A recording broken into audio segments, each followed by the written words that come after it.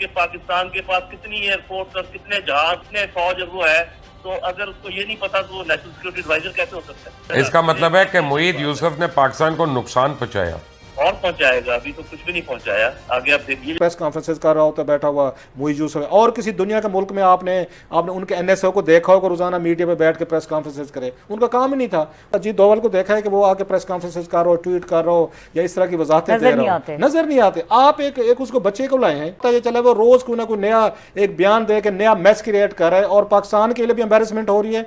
इस वक्त कोई मुसलमान मुल्क जो है ना वो पाकिस्तान के स्टैंड के साथ नहीं खड़ा है। इंडिया जो 20 साल दूर बैठा रहा है, इन चीजों से पड़ा, उसने कोई जाके अमेरिकन के साथ तामुन नहीं किए, उन्होंने नेटो सप्लाईज के लिए कोई रूट नहीं दिए, उन्होंने कोई उनको ऑफर्स नहीं की। आज पता ये चलता है अमेरिका और वो जो है वो स्ट्रेटेजिक पार्टनर बन गए, हम उसमें एक उसमें बड़े जो है मुल्ज़िम बन गए हैं।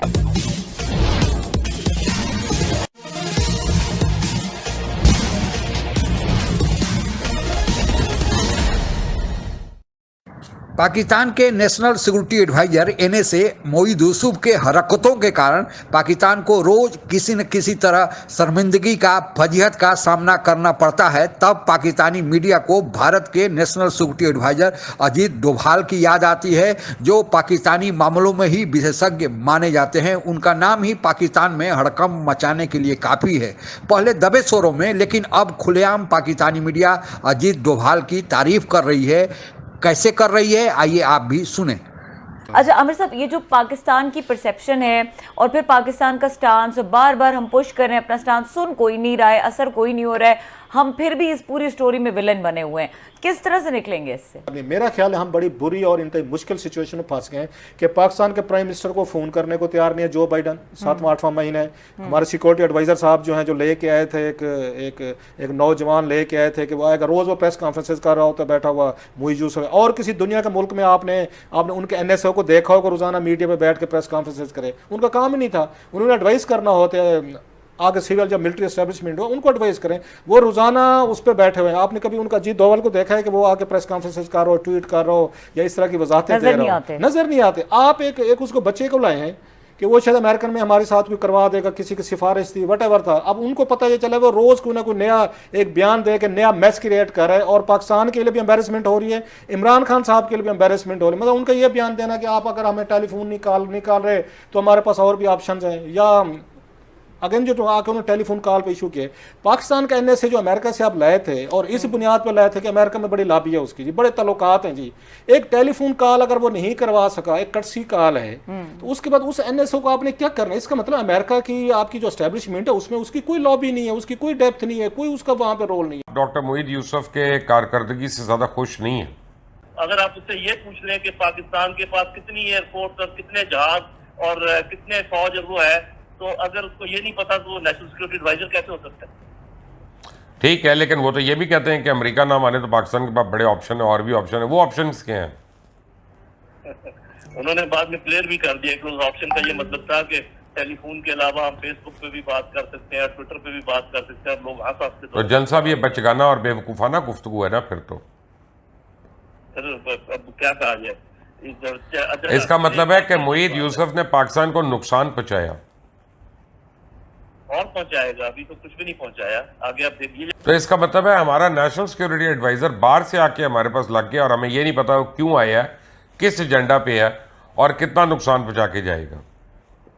इसमें कतन कोई शक नहीं है जो बात कर रहे हैं। तो अब बात यह है ना कि जब आपके नेशनल सिक्योरिटी एडवाइजर जाते हैं अमेरिका और जाके वहाँ पे भी रोना शुरू कर देते हैं कि जो बाइडन फ़ोन क्यों नहीं कर रहे इमरान खान को, और आप एजेंडा पे ये बातें रखते हो, फिर इनकी आप ट्वीट्स कर रहे होते हैं, खबरें बना रहे होते हैं, तो लोगों ने तो आपका ये इंप्रेशन लेना है ना जो ले रहे हैं।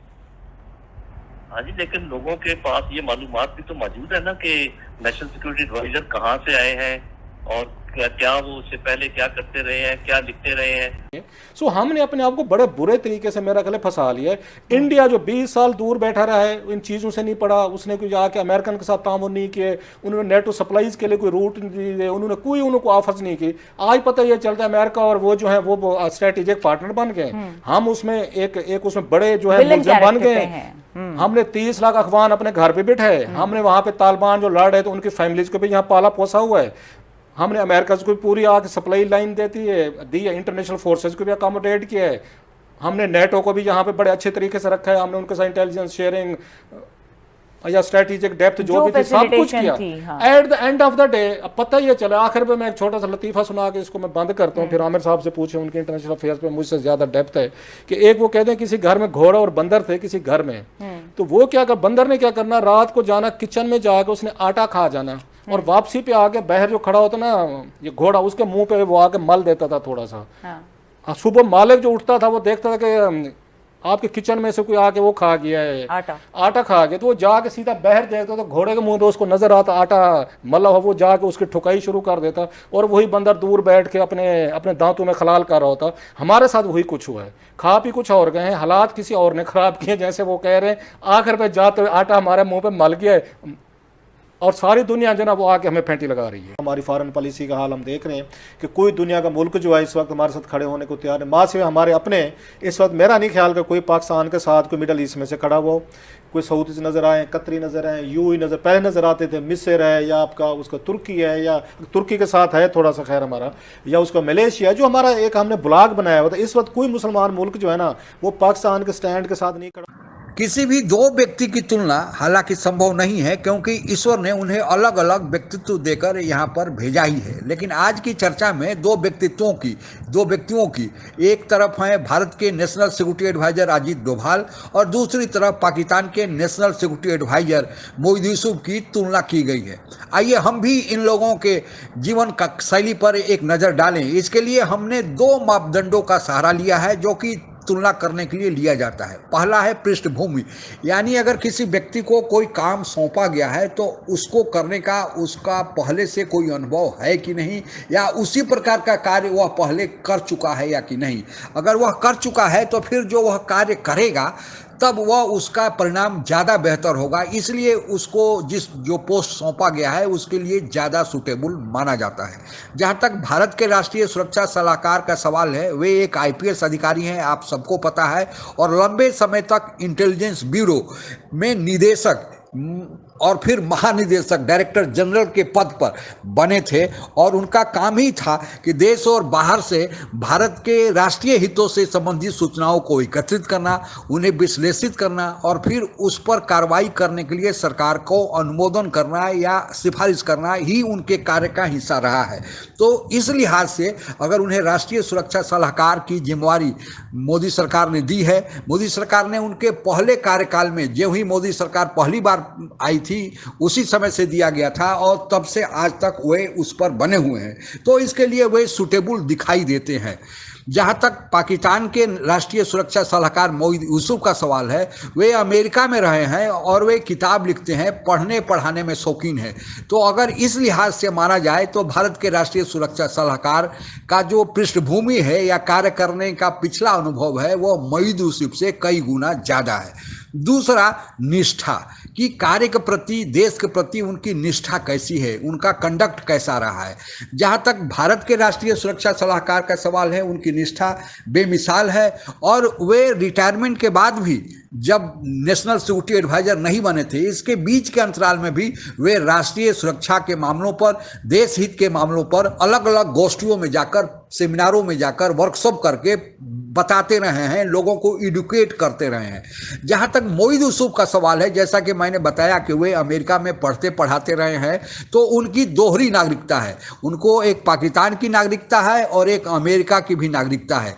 तो अगर किसी की निष्ठा दो जगह में बटी हो तो फिर वह किस देश के लिए काम करेगा। अगर अमेरिका और पाकिस्तान के हितों में क्लैश होगा, जो कि अभी हो रहा है कि अमेरिका भारत की तरफ पाकिस्तान में कहा जा रहा है कि झुका हुआ है और पाकिस्तान चीन की ओर झुका हुआ है, तो फिर यहाँ तो इंटरेस्ट में क्लैश होगा, क्योंकि बहुत सारी ऐसी बातें होंगी, ऐसी खुफिया जानकारी होगी जो अमेरिका के खिलाफ होगी। और यही कारण है कि जो बिडेन ने अभी तक पाकिस्तान के प्रधानमंत्री को फ़ोन नहीं किया है, जबकि छोटे छोटे देशों के प्रधानमंत्री को, राष्ट्रपति को अपने पदभार संभालने के बाद फ़ोन किया है। तो कोई तो बात है। तो अगर दोनों में क्लैश होगा तो पाकिस्तान में कहा जाता है कि मोईद यूसुफ अमेरिका का साथ देंगे, क्योंकि इनके बच्चे और परिवार सब अमेरिका में रहता है। तो इस लिहाज से, अगर निष्ठा के लिहाज से भी देखा जाए तो मोईद यूसुफ भारत के national security adviser Ajit Doval के सामने कहीं भी नहीं टूटते हैं। लेकिन अब चूंकि नेशनल सिक्योरिटी एडवाइजर बनाने का पूरा मसला भारत के प्रधानमंत्री मोदी को और पाकिस्तान के प्रधानमंत्री इमरान खान को है, तो अगर इमरान खान ने उन्हें नेशनल सिक्योरिटी एडवाइजर के लिए चुना है तो यह उनके देश का आंतरिक मामला है, हम इस पर क्या कर सकते हैं। आज के लिए बस इतना ही। आप अगर हमसे जुड़ा रहना चाहते हैं तो कृपया मेरे चैनल को सब्सक्राइब करें तथा बेल आइकन भी दबा दें ताकि नई वीडियो की जानकारी तुरंत आप तक पहुंच जाए। धन्यवाद। जय हिंद।